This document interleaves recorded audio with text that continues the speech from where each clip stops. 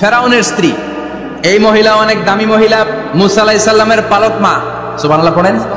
নিজের সন্তান ছিল না, সাইয়েদনা মুসা আলাইহিস সালামকে মায়ের মতো লালন পালন করেছেন। গোপনে গোপনে মুসা আলাইহিস সালামের উপর ঈমান এনেছেন।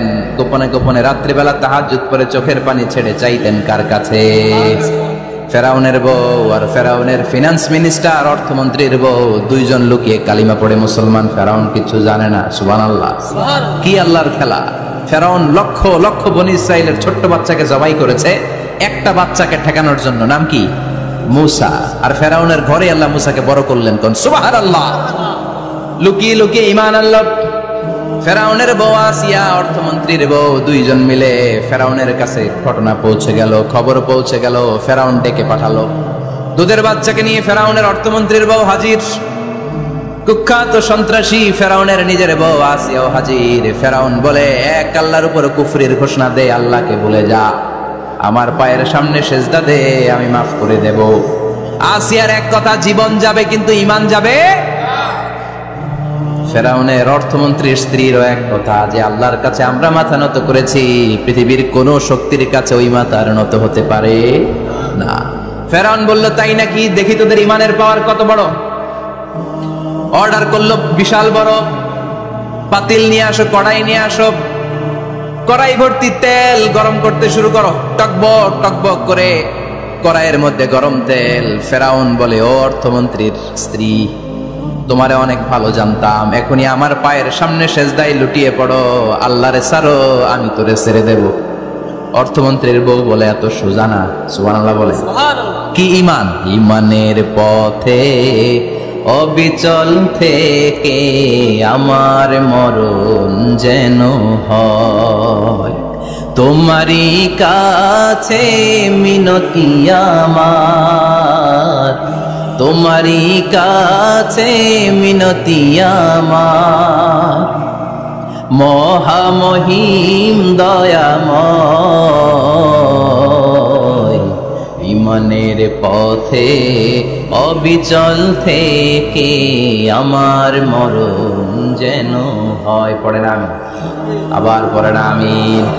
এক কথা, আল্লাহর সামনে মাথা নত করেছি, কারো সামনে করব না।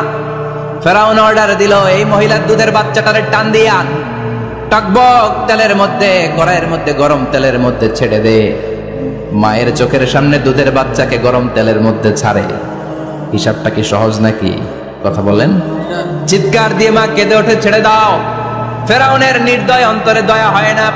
দুধের বাচ্চাটারে তেলের মধ্যে ছেড়ে দেওয়ার পরে মুহূর্তের মধ্যে ছেলেটা রোস্ট হয়ে যায়।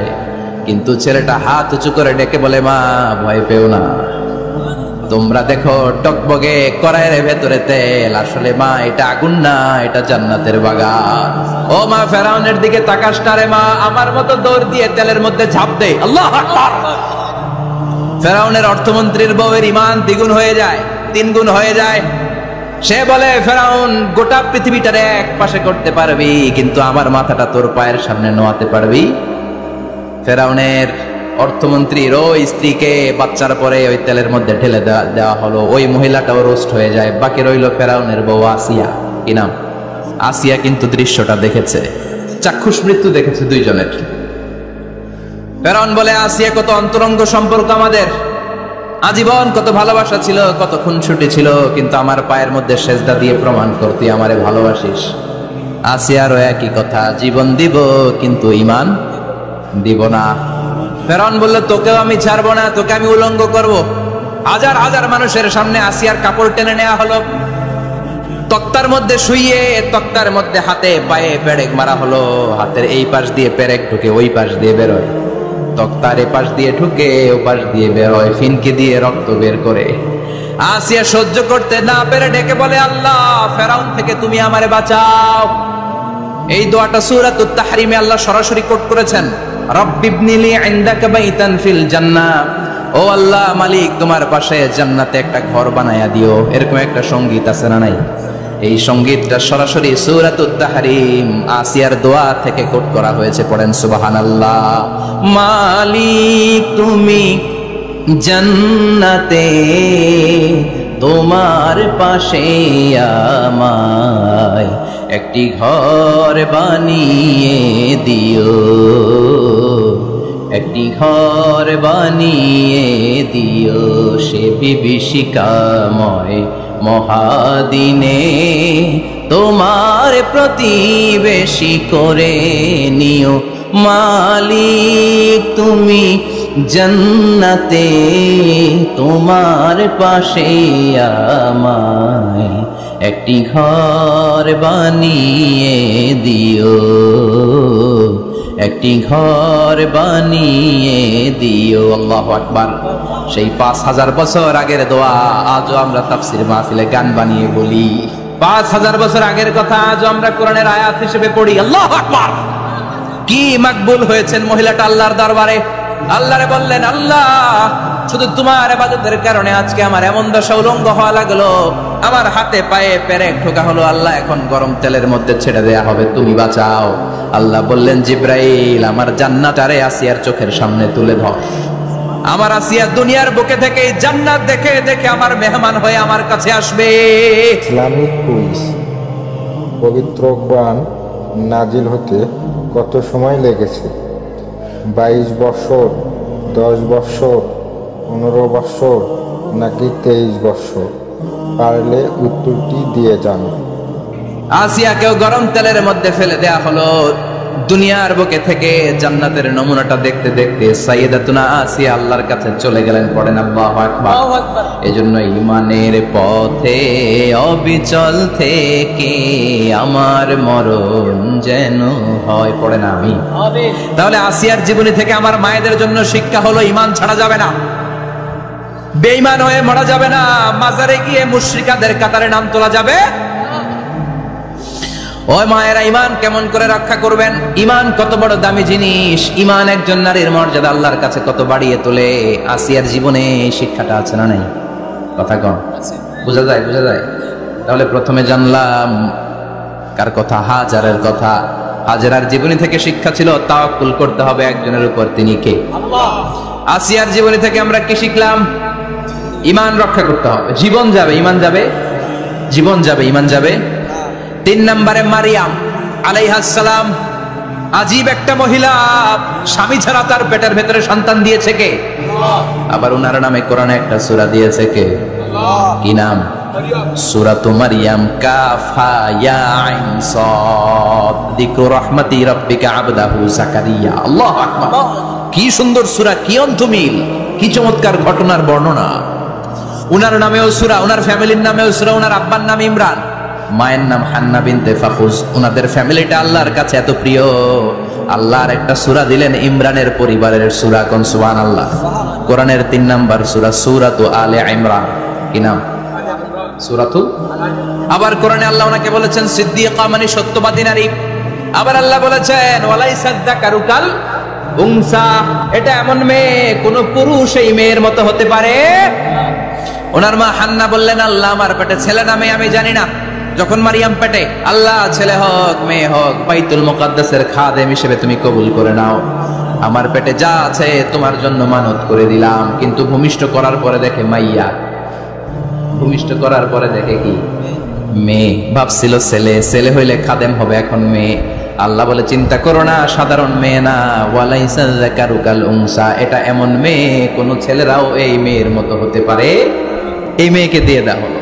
বাইতুল মাকদাস, one of the major 3 mosques in Islam, ইসলামের সর্বশ্রেষ্ঠ 3টা মসজিদের একটা।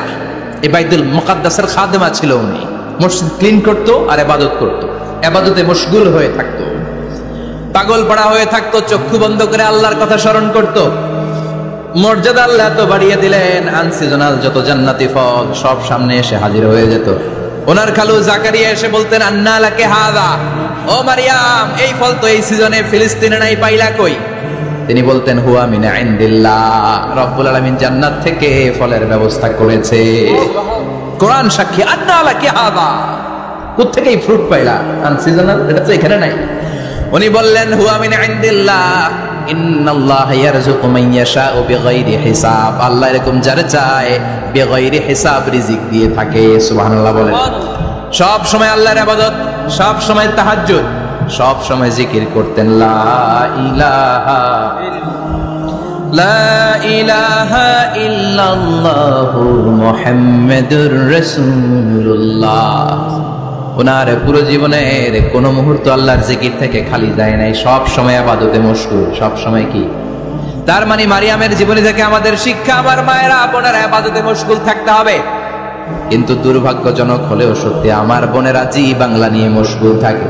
ওনারা মশগুল থাকে ঠিকই, তবে ইবাদত নিয়ে না। কি নিয়ে? কথা কন। জি বাংলা কি এখনো দেশে চলে? স্টার জলসা এগুলো চলে, কিরণমালা এই সিরিয়ালগুলো চলে।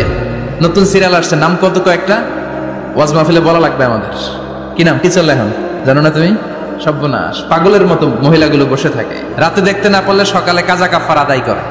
আছে না নাই? কাজা আদায় করে ফেলে সকালে। খবরদার, জি বাংলা, স্টার জলসা, হিন্দি মুভি নিয়ে মশগুল থাকা যাবে না আমার বোনেরা। আপনিই পারেন আপনার ফ্যামিলিটারে জান্নাতে ফ্যামিলি বানাতে, আপনিই পারেন পরিবারটারে শান্তিময় করতে। নারী ভালো তো পরিবার ভালো। এজন্য মারিয়াম আলাইহিস সালামের জীবনী থেকে আমার বোনদের জন্য শিক্ষা, ঘরের সব কাজ শেষে অবসর যেই সময়টা পাবো ইবাদতে মশগুল হয়ে যাব, ঠিক কিনা?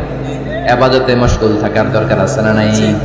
তাহলে মারিয়ামের মতো আপনাদের মর্যাদাও বাড়িয়ে দিবে কে? কয়জনের জীবনী গেল, আর বাকি কয়জন শুনবেন? কষ্ট হচ্ছে? এরপরে বিশ্বনবীর প্রথম বউ খাদিজা।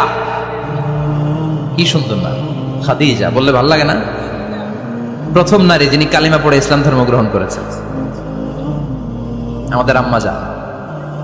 বিশ্বনবীর প্রথম বউ, 25 বছর বিশ্বনবীর সাথে সংসার করেছেন, 3 বছর বিশ্বনবীর সাথে জেল খেটেছেন, শিয়াবে আবি তালেবে। কেমন বউ? জামাইও জেলখানায়, বউ জেলখানায়। বিশ্বনবীর সবগুলো বাচ্চা সন্তান, ছেলে মেয়ে এই মহিলার গর্ভ থেকে এসেছে, একজন ছাড়া, ইব্রাহিম। ইব্রাহিম বিশ্বনবীর আরেক বউ মারিয়ার গর্ভে এসেছে, বাকি সব খাদিজার গর্ভে। যে আমরা ফাতেমা, বিশ্বনবীর কন্যার নাম কি? ফাতেমার মায়ের নাম কি? খাদিজা। সুবহানাল্লাহ। ফাতেমা, রুকাইয়া, উম্মে কুলসুম, জায়নাব, এই 4 জনের মাই খাদিজা। আবার আব্দুল্লাহ, কাসেম, এদের মায়ের নামও খাদিজা। বিশ্বনবীর সব সন্তান এসেছে খাদিজার পেট থেকে। বরকত বেশি না কম? বিশ্বনবী ভয় পেলে খাদিজার কাছে গেলে ভয় কেটে যেত, সাহস যোগাতেন, শেল্টার দিতেন, ছাতার মতো মাথার উপরে দাঁড়িয়ে থাকতেন। আল্লাহু আকবার। বিশ্বনবী বলতেন, রুজিক তো হুব্বাহা, খাদিজার ভালোবাসা আমার অন্তরে আল্লাহ রিজিক হিসেবে দিয়েছে। আবার বিশ্বনবী বলতেন, আল্লাহ যেই কিয়ামতের দিন বন্ধু বন্ধুরে চিনবে না, ভাই ভাইরে চিনবে না, কেউ কাউরে চিনবে না, ওই কঠিন দিনে আমি আমার খাদিজারে যেন ভুলে না যাই, আমার খাদিজারে যেন দেখা মাত্রই চিনতে পারি এটা আমার খাদিজা।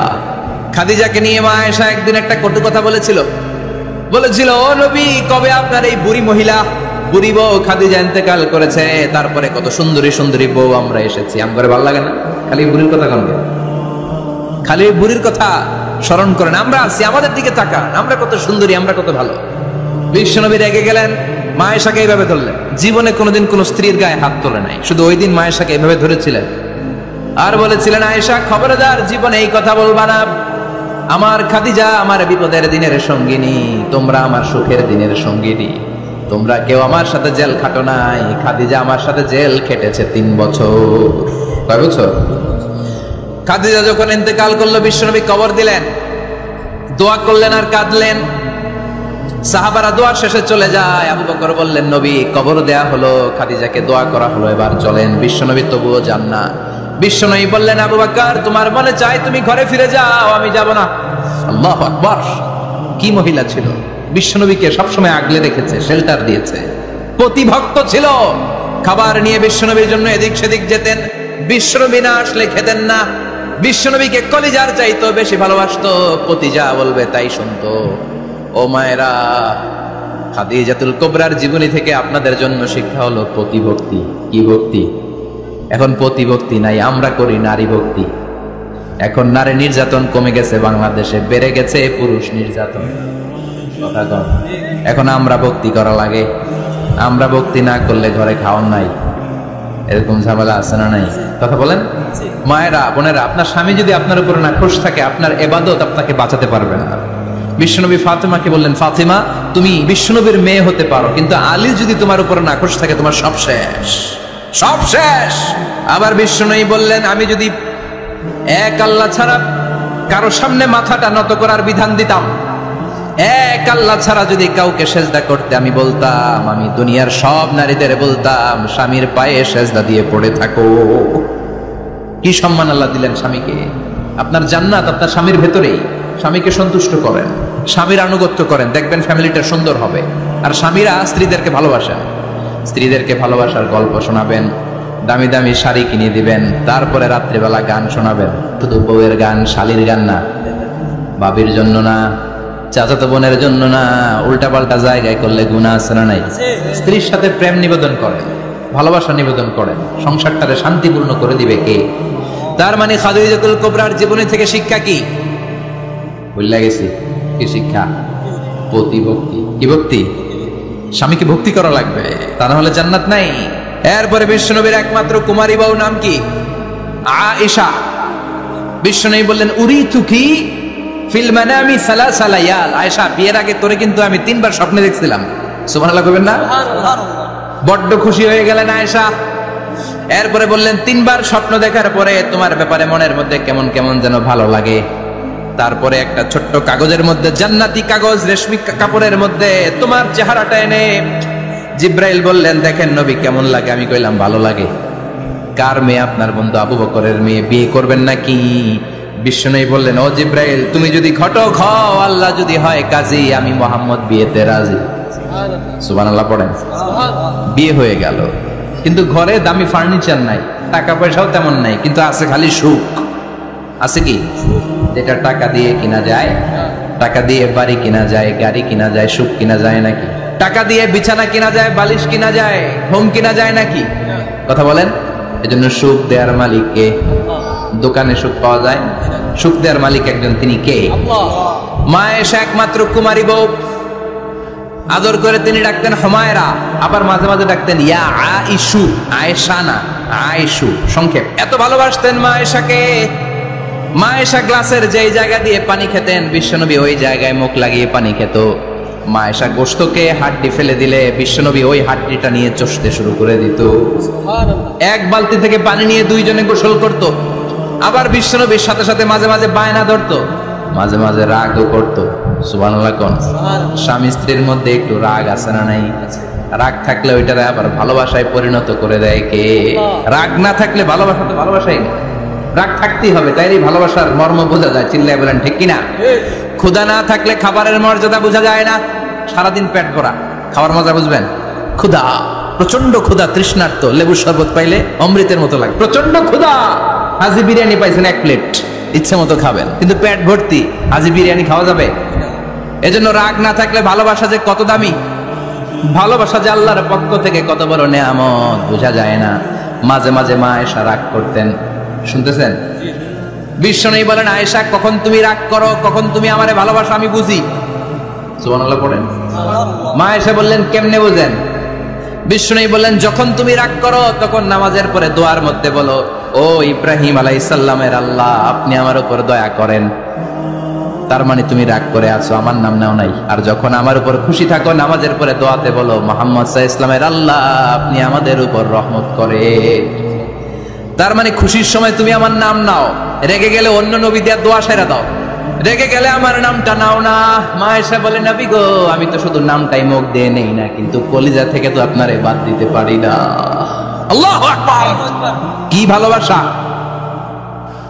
মা এসে বলতেন আমি যখন বিশ্বনবীর সাথে শীতের রাতে এক ল্যাপের নিচে ঘুমাতাম, তখনও জিব্রাইল অভিনাজিল করত।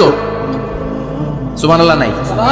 কোন স্ত্রীর সাথে অন্তরঙ্গ বসবাসের সময় কোরআনের অভিনাজিল হতো না।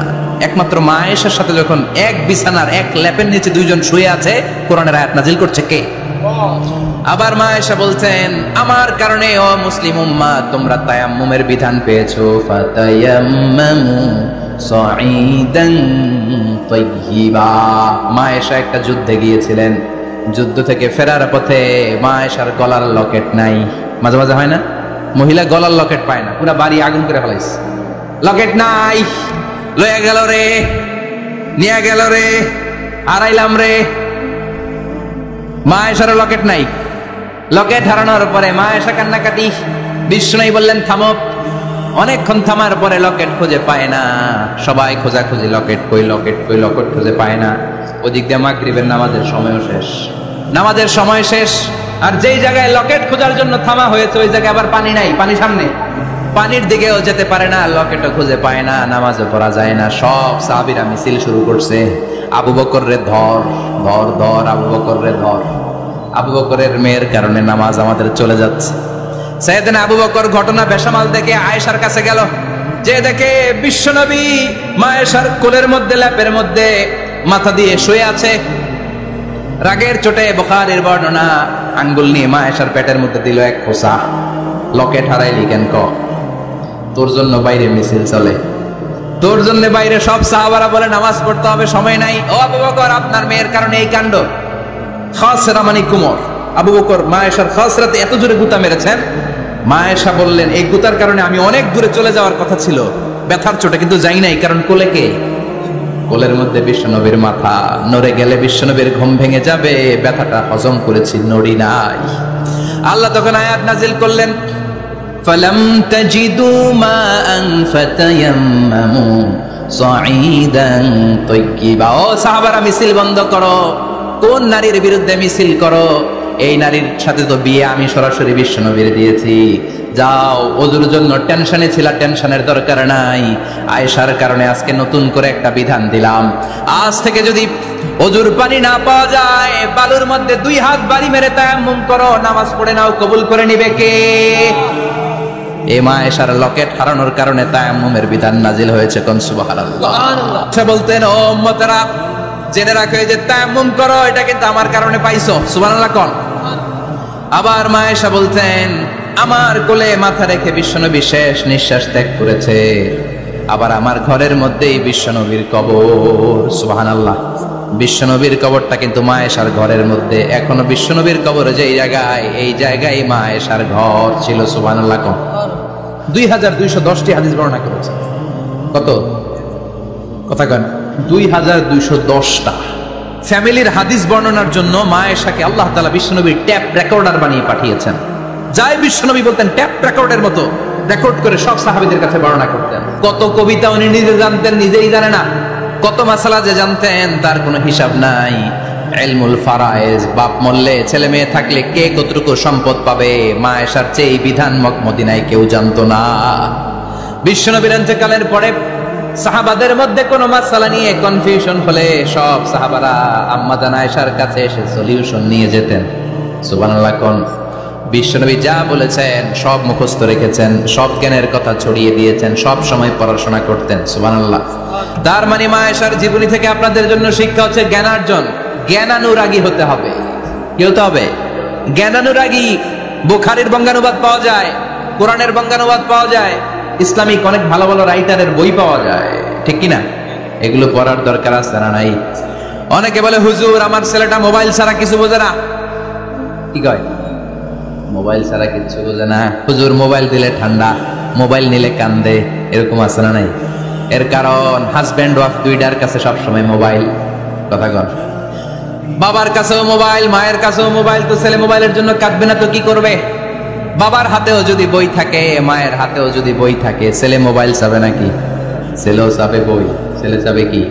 কথা বুঝতে পেরেছেন? এই জন্য জ্ঞান অনুরাগী হতে হবে মা আয়েশার মতো। মা আয়েশা 2210টা হাদিস মুখস্থ করেছে, আপনি কয়টা করছেন? উনি পারলে আপনি পারবেন না কেন? মায়েরা শুনতেছেন তো? আশা করি আপনারা শুনতেছেন। তাহলে মা আয়েশার জীবনী থেকে আমরা শিক্ষা পেলাম জ্ঞান চর্চা করতে হবে। সর্বশেষ কোন নারী? কথা কন। ফাতিমা রাদিয়াল্লাহু তাআলা আনহা, বিশ্বনবীর কলিজার টুকরা। চাচাতো ভাই আলীর সাথে বিয়ে হলো। আলী যখন প্রস্তাব দিল ফাতেমার কাছে, যে বলে ও ফাতেমা রাজি আছো কিনা? চুপচাপ, কথা কয় না। বিশ্বনবী বুঝলেন রাজি, দুইজনকে বিয়ে পড়িয়ে দিলেন। বিয়ে পড়িয়ে দুইজনকে দাঁড় করিয়ে দিয়ে বিশ্বনবী ওযু করলেন। ওযু করার পরে সামান্য কিছু ওযুর পানি ছিল আলীর মাথার মধ্যে ছিটিয়ে দিলেন, বরকতের পানি। সুবহানাল্লাহ কইবেন না? সুবহানাল্লাহ। ওযু করে সাইয়েদনা আলীর মাথার মধ্যে ছিটিয়ে দিলেন আর দোয়া করে দিলেন, বারাকাল্লাহু লাকুমা ওয়া বারাকা আলাইকুমা ওয়া জামাআ বাইনাকুমা ফি খাইর। আল্লাহ তোমাদের দুইজনকে বরকত দিয়ে দাম্পত্য জীবন শুরু করার তৌফিক দান করুক। আবার দোয়া করলেন, আল্লাহুম্মা বারিক লাহুমা ফি বিনাইহিমা, ওদের সম্পর্কে বরকত দেন। ওয়া নাসালিহিমা শিবলিহিমা, ওদের গর্ভে যে সন্তান আসবে এগুলোর শ্রেষ্ঠ সন্তান বানান। 1 বছরের ব্যবধানে ঘরটাকে আলোকিত করে প্রথম সন্তানের জন্ম হাসান। সুবহানাল্লাহ। হাসান রে বিশ্বনবী এত আদর করেছেন, বিশ্বনবীর কাছ থেকে এত আদর কেউ কোনোদিন পায় নাই। হাসান রে বিশ্বনবী ডাকতেন লুকা। বুখারীর বর্ণনা, শব্দটা কি? লুকা মানে পিচ্ছি। ছোট বাচ্চাদেরকে আপনারা কি কন? আরে পিচ্ছি তো আমি কইছি, আপনারা কি কন? বাবু বলেন। আর কিছু কি বলেন? আর আর কিছু নাই। তাহলে যে বাবু পিচ্ছি, হ্যাঁ, এই বাবু পিচ্ছি আরবি হচ্ছে লুকা। বিশ্বনবী ফাতেমার ঘরে এসে বলতেন আইনা লুকা, পিচ্ছিটা কই রে? আমার হাসান কই, আমার নানা ভাই কই? আর বিশ্বনবীর আওয়াজ শুনলে হাসান এসে বিশ্বনবীর কাঁধে, আল্লাহু আকবার, আল্লাহু আকবার। বিশ্বনবী বলতেন ফাতেমা আমার কলিজার টুকরা, যে ফাতেমারে কষ্ট দেয় সে আমারে কষ্ট দেয়, ফাতেমারে আনন্দ দেয় মানে আমি বিশ্বনবীরে আনন্দ দেয়। এই ফাতেমা সব সময় পর্দায় থাকতেন, দিনের বেলা বেরোতেন না, সারা দিনে টয়লেট করতেন একবার, সেটাও করতেন রাত্রে, যাতে দিনের বেলা কেউ তারে না দেখে। কি ব্যালেন্স লাইফ, কি ব্যালেন্স লাইফ! রাতে একবার টয়লেটে যাওয়া মানে কি সারাদিন খাওয়া দাওয়া এরকম ব্যালেন্স করে করতেন।